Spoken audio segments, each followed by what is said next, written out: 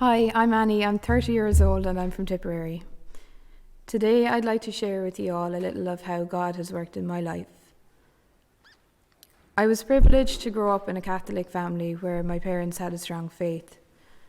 I grew up going to Sunday Mass, praying the Rosary, and very reluctantly being dragged to First Saturday Marian devotions. My father has always had a very strong devotion to Our Lady and would have told us stories of how he relied on her in his own life. I knew how important she was to him, but I didn't want to be like her growing up. I was a sporty child who absolutely hated wearing dresses and brushing my hair. And I think part of me resented her femininity. She appeared too serene and ladylike. My mum has always had a steady and constant faith too. When I was in primary school, she'd often bring us to morning mass after dropping my brother in for basketball before school.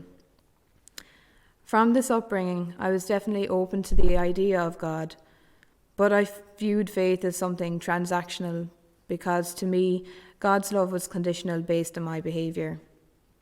If I was good, he'd bless me. If I messed up, he'd turn his back on me. I had a sense of him being distant and far removed from my life. He created the world and me, but then left me off to figure out the rest by myself. He'd swoop in occasionally to make sure I was behaving properly, but would lead me again to get on with it. I imagined him to be uncaring and uninvolved, but even with this minimal contact, I was still afraid to upset him. I certainly didn't know him as a loving father as a child. I used to read about the saints when I was young, but I didn't see them as role models. Instead, I saw them as perfect people who were in a whole different league to me. Like Our Lady, the standard they set seemed impossible to reach. They seemed to be born perfect and live perfectly holy lives before going to heaven to be with God. This was so far removed from where I was that I just couldn't relate to them at all. It was like they got a special blessing to be like that, but I didn't think this was possible for me. I coasted on my parents' faith for most of my childhood and teenage years, obediently attending Mass but not really understanding much of what was going on. Sometimes it felt like I was the only young Catholic around, and not having friends who could share my faith with felt very lonely at times. I often felt like I was on the outside looking in. I can recall a moment in my late teens when I decided I was done with trying to be good because I realised it was making me different. I was out socialising and got chatting to girls from secondary school who in the middle of our conversation called me our little saint. I remember being really annoyed at this because it sounded like an insult, and probably most of all because I knew it was so not true. I resolved to change this as soon as I got into college. I decided I'd become more streetwise and less innocent, as innocence seemed to be synonymous with gullibility and lack of clued-inness, and I just wanted to be like everyone else in my attitude and behaviours. I didn't want to stand out. I partially achieved this goal in college. I lived away from home and lived a stereotypical college lifestyle. I went out, I drank, did the whole J1 experience, and really struggled with impurity and a distorted view of love well into my mid-20s. It's enough to say at this point that none of these things even came close to bringing me true joy. Despite all this, I still continued going to Mass. I'm not really sure why I did, but I just knew it was something I was supposed to do. There was just something that kept pulling me back.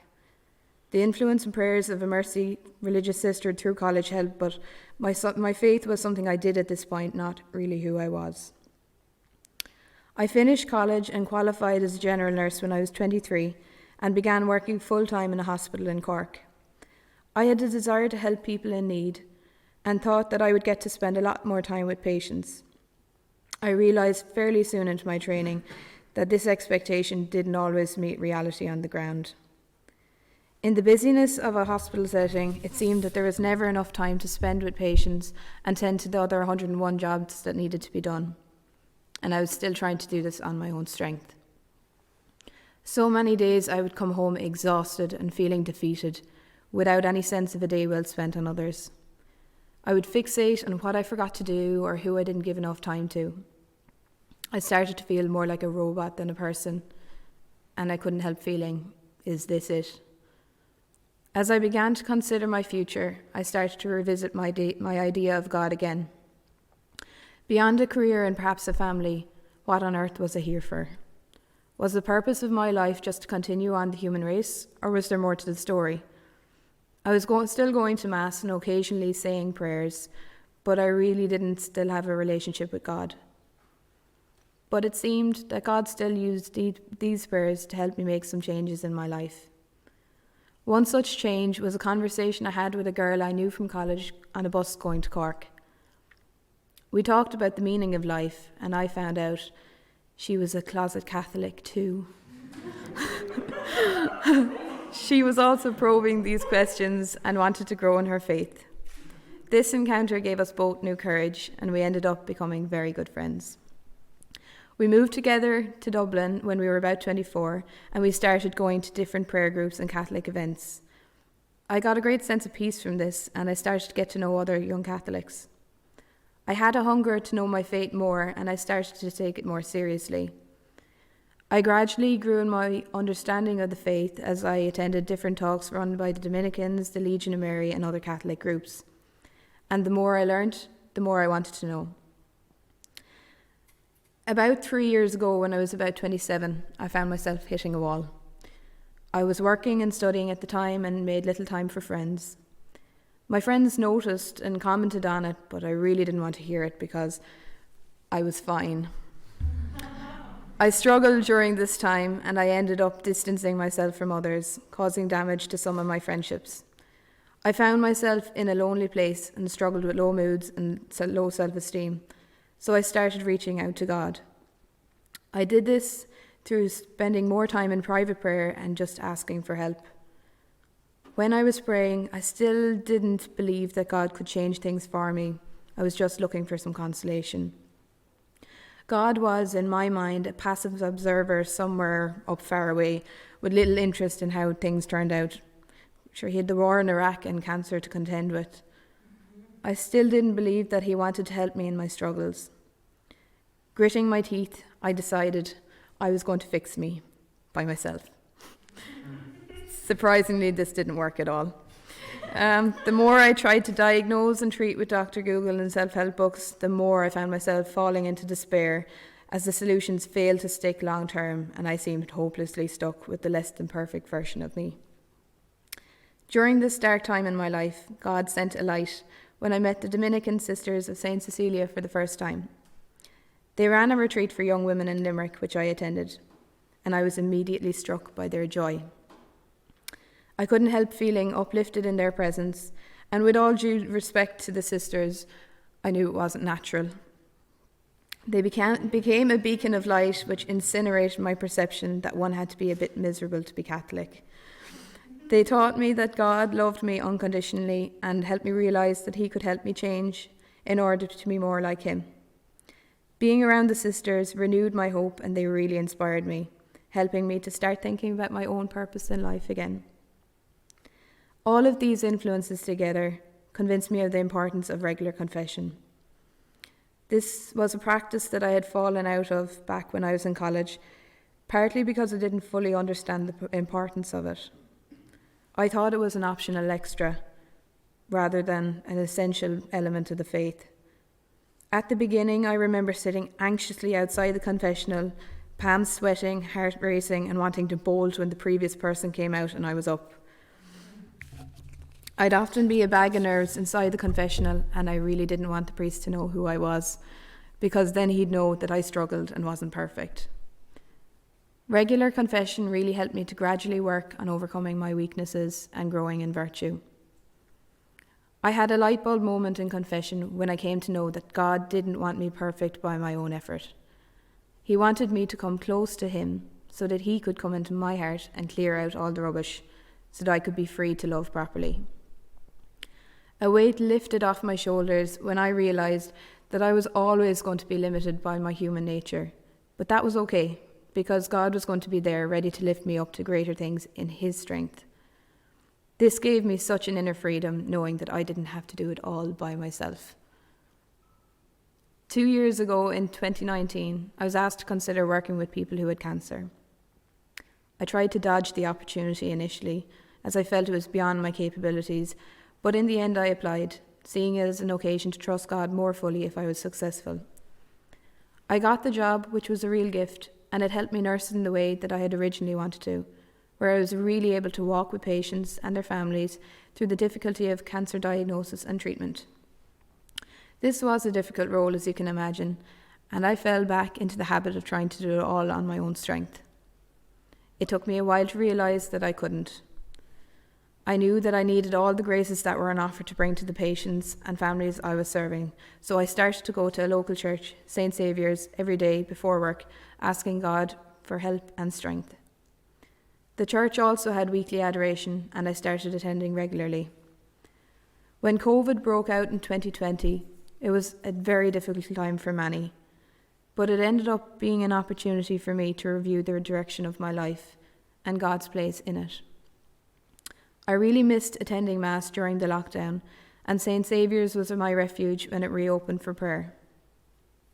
During this challenging period, I started watching online Masses, listening to podcasts, and binging on YouTube, and I came across Father Patrick's homilies on Paving the Way Home, which I started to tune into daily for our spiritual nourishment. He talked a lot about personal relationship with God, which was still a bit of a foreign concept to my heart at the time. I saw that he really believed and had great conviction in what he was saying about Christ. This encouraged me to deepen my prayer life and relationship with God. I took St. Matthew's Gospel literally when it says, "When you pray, go into your inner room, and when you have shut your door, pray to your Father." So I tried to put aside time each day to sit with God in prayer. I would spend some time reading my Bible and try to hear God's voice. I realised I could meet Jesus within myself, my inner room, during this time, though I greatly missed meeting him in the church. It was during lockdown that I realised I had no reason to be afraid to sit alone with him. In the silence, he helped me see that I had been searching for love in all the wrong places. I had been looking for my identity and validation in other people rather than searching for it in him, the one who made me.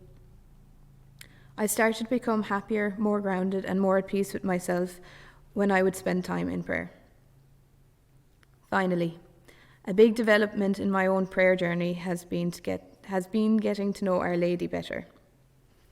Maybe it's more accurate to say that she has always been there alongside me, but I didn't engage much with her. During lockdown last year, I found I reached a point where I struggled to draw closer to Jesus, in spite of regular prayer and time in front of the Blessed Sacrament.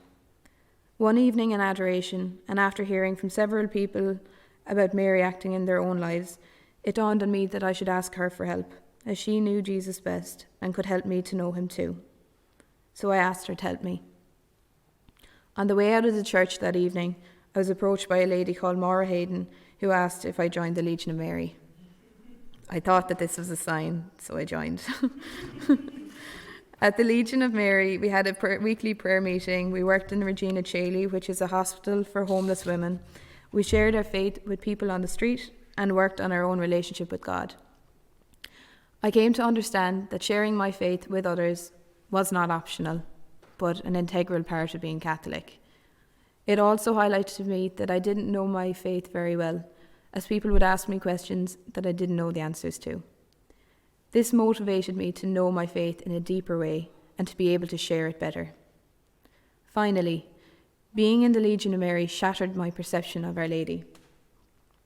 I now see what a powerful woman really looks like, and it's not what society told me it was. Our Lady has become a role model for me that I can learn from.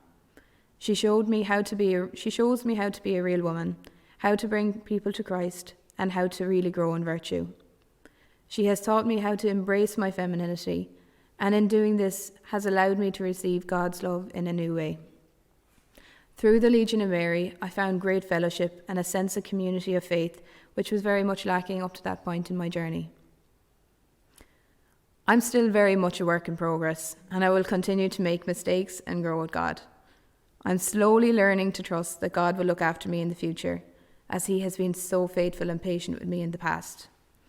I'm so grateful that he has led me to Holy Family Mission this year to learn how to better know, love and serve him. St. Augustine was right when he said that seeking God is the most marvellous adventure. Thank you all for listening to me today, and please keep us in your prayers.